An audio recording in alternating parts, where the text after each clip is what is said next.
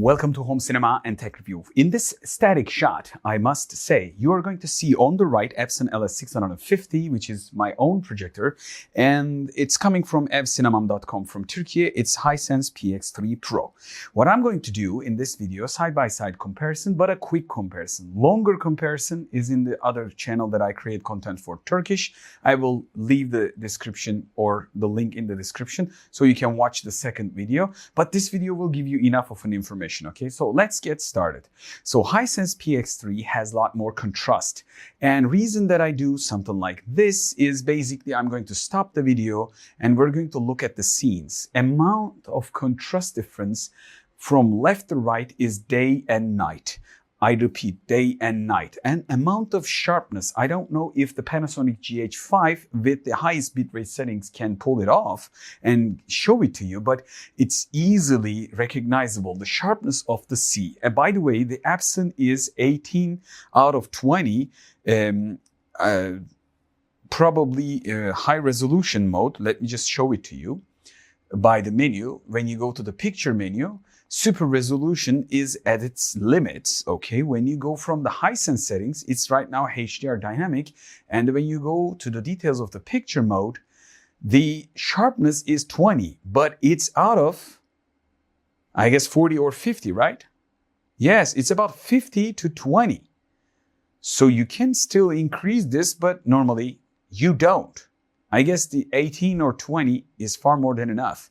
So in terms of sharpness and contrast, by the way, you must be thinking like, okay, you might be checking out the Epson LS650 in not the vivid mode, maybe cinema mode you thought, but the neutral mode, let's try them. Well, this even sucks a lot worse because the super resolution is level 1 in the cinema mode or neutral mode, and the softness makes it feel like when you see them side by side, 720p versus 4K difference. And I don't recommend you to do it. Epson is not that bad, but when you change from neutral to vivid, everything shifts dynamically. And also I've changed a lot of the stuff for the vivid myself, personal use. I always push the super resolution because Epson's optical quality is not perfect. I'm not saying it's far from perfect, and you can check out my early review.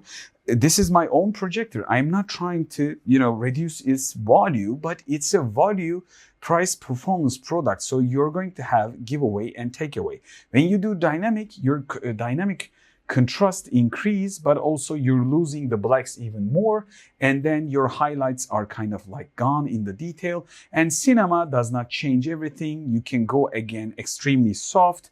Super resolution drop down. So I'm going to keep the Epson as its best. By the way, when you think about the best, Epson's brightness is about 90% roughly. The Hisense is at the max. Normally, a projector will perform not good at its best brightness. You lose the contrast. Epson shows this clearly. For example, right now, all the furs and the front element of the bird, this nose part is extremely sharp on the Hisense. And there will be maybe, I can shot detailed shots with the phone, but I need the color grade. I will stop in this scene. So 0.43 seconds. Let's check this out. First of all, amount of detail on the bridge is huge. The sharpness, the details, and the rocks, the contrast. I'm not talking about the trees. Trees are extremely softer. I will do a quick smartphone shot with a 4K resolution. Let's do this. Don't look at the colors when I shot with the smartphone. This is a smartphone close-up shot. This is an auto exposed. Look around here, the contrast on the bridge. And when you go closer to the trees, and I'm going to do the same thing to the Hisense, and as you can see, sharpness is quite a lot. So this is not just about it, and I'm going to show you different sections. So a couple of stuff that we need to remember.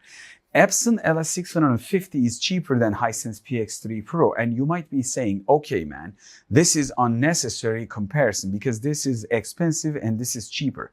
Yes, but when it comes down to the only one device, if you're going to use it as a cinema experience, you got the IMAX, you got the DLP, you got the lower latency, you got Harman Kardon 50-watt speakers instead of smaller Yamaha speakers. And the contrast difference you can clearly see. And if you think this is not natural, just take a look at this. I'm going to go from high HDR dynamic to HDR sports. Take a look at this. Dynamic is kind of like brutal, I know, but I want you to see the huge difference and what it can process over time. And this is the sports. You can still keep the contrast, but also keep the detail in the darker area. And this is way more sharper. I mean, when I say way more sharper, at least 2 times sharper. So around the corners, around the edges, this gets softer. And this means if you go even bigger than, this is about 92 inch-ish size, side by side. This is the space that I can fit them together at home. So basically, if you're going to go big, Epson is not ideal above 120. You can still do it. You can go further away. And I made a dedicated video. You can watch that because you're going away. But if you're going to sitting close up, you would definitely want the Hisense PX3 Pro. One other advantage of this high amount of image processing capability is, of course, let me just leave the, instead of HDR Dynamics, I'm going to leave it HDR Sports, okay? So let's do one more thing. 1.19, I'm going to keep them same. Okay. 123, 1, 2, 3. So 1, 2, 3. I push the button in the same time. So in terms of the high dynamic range and HDR applied in the same time, you might find some of the stuff extremely dark over here. But this also means, let me just stop in this scene and show you what amount of difference that this can make. If you have this, you can tune it up. If you don't, like the Epson, you can't. Let's just take a look at this. Dynamic, normal. Dynamic, normal. Look at the rocks. Amount of contrast difference is huge. And you can go HDR standard if you want to keep things steady. By the way, like I told you, you can really fiddle with the pictures. But since this is not the full review video, I'm not going to get into the detail mode, turbo mode, and gaming settings and stuff. This video is just going to be showing you and as you can see, HDR night is different than the HDR dynamic. HDR night mode gives extreme amount of detail. Of course, you're going to lose a little bit, but when you go dynamic, boy, it is something different. So I'm going to keep it in the sports. I'm going to play the video side by side. First thing is bottom piece of the rocks. And of course, these areas are a lot lighter and you can clearly see the walls white tone. Above sky, quality difference, HDR difference is huge. Sharpness on the, mustache is amazing when you look at the left. And the colors, if you ask me, more neutral.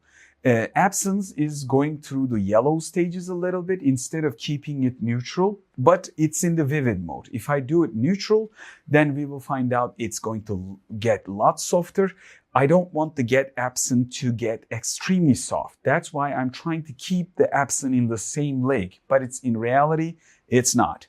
The one other thing that I want to mention is I'm not trying to, talk about bad stuff about the Epson. Epson LS650 is one of my favorite projectors because it's a price performance projector that you can find.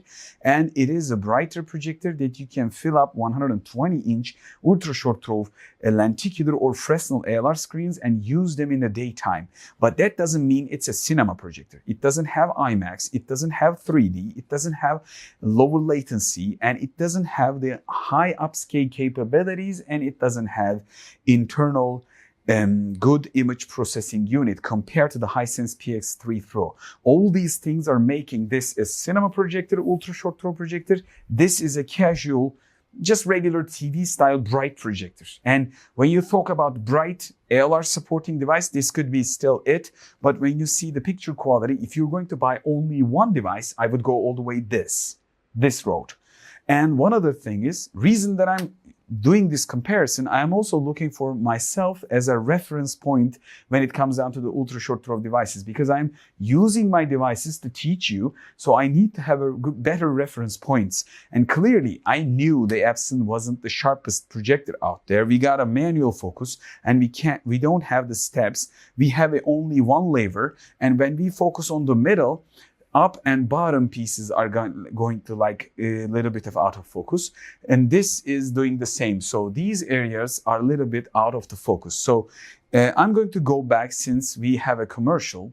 I'm going to go back again. If you're wondering, these videos are played from the home cinema and tech review playlists, okay? And I'm going to go to the playlist, go to the right.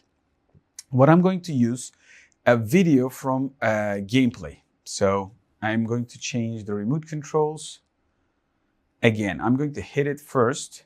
So what I'm going to do, I'm going to open up a Bright F1 2025 game video. And as you can see, Hisense runs a lot faster. Even though the Epson has my own pro account from YouTube, the Hisense has the commercial account, like regular account without a pro payment. So technically, normally Epson should have worked faster. So what I'm going to give it to you in this section of the video, a proper example how this really works side by side on a bright picture. And the camera is Panasonic GH5. I think it's getting the dynamic range. Let me just double check at the back. I can clearly say the contrast of the sky is amazing with the PX3 Pro. And the asphalt is a lot sharper. And the text on the wheel, I can read them even further away. The menu text is a lot softer and a lot sharper on the PX3 Pro.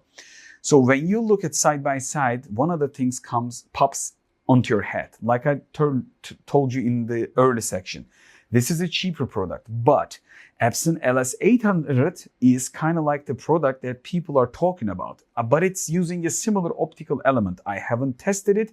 I don't think it's having a big difference because it has only, again, the similar lever and on the right side, and it has manual focus. That means probably it is using the same element. Correct me if I'm wrong. If it's using the same element, okay, because it's manual, it's going to perform similar optical results. And when it comes down to the optical results, that really matters. And the PX3 Pro is highly upgraded, considerably early predecessor of PX2, I guess, or PX2 Pro. So definitely it has a lot of firmware updates. Not everything is optical. Of course, you have to have a great software to tune it up. And, you know, laser dimming stuff. And again, this doesn't have a 3D. If you want to have the DLP active glasses and 3D, Hisense makes it a cinema projector. I'm not talking about the IMAX enhanced. Maybe you're not into that, different ratios, but definitely when I look them side by side, Epson is yellowish, not just because of the vivid mode, in every mode. And the PX3 Pro is perfectly correct color. And other than that, the sharpness is amazing. And contrast, you can play it all the way. But for you to see the details, okay, I think you need to watch my full review about PX3 Pro. It's going to take a while because I'm going to dive deep into the sections of the menus and also play it around with the different settings to show you how good the PX3 Pro is. Again, I want to repeat this. If you're going to buy only one device instead of an Epson LS650 going brighter, you might want to pick this road. So who is this PX3 Pro, if you ask me? I will answer the similar question in the full review. But in a quick glance, if you're looking for one device with better performance in every possible way, like a cinema and also daylight usability with a Fresnel or maybe lenticular USD style ALR screens, Hisense might be your option. Like if you want to use it on a white wall without buying anything, just keep everything clean and neat, because I think majority of people are wondering that. Epson is kind of like a device that better with ALR because it doesn't have the contrast to back it up and nor the color correction. So the Hisense have better colors, cinema experience, 3D experience, better upscaling and everything. and also it could turn any room with a proper white wall to a cinema.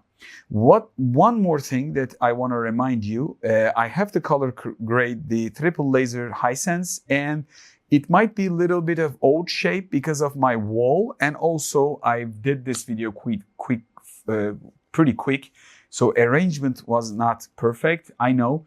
So thumbs up, subscribe to channel, like the videos, hype them if you can. That supports the channel to grow, and maybe Hisense will send me the higher models or different models so I can test them side by side. This video wasn't scientific, I know. The Hisense was running 100% full power. The Epson running like 85 to 90%. And even if you push the Epson, you can get brightness out of it, but you will lose the darkness. So I tried to keep the Epson in a similar range so you could see a better picture. But in reality, Epson can go brighter, but that's just only usable with ALR and a lit room setup scenario. And if you ask me, Hisense is more than enough for that scenario too. So I would pick a better image quality, better processing, and better contrast. So let me know what you think. As always, like I said, this wasn't the comparison, I know, but you should be also considering Epson LS800 to this equation. I'm not talking about LS650. And you can always correct me if I said anything technically wrong, and I will pin them out after this video is launched, and that will help the people to learn the right things. So I'm always open to new things to learn, and I hope to see you in the next video. Don't forget to support, like, hype, and subscribe if you haven't. Until the next video, bye from Home Cinema and Tech Review, and hoşça kalın from Istanbul, Turkey. And if you're wondering, the camera is Panasonic GH5, if I forgot to say. This is a different camera than my regular videos.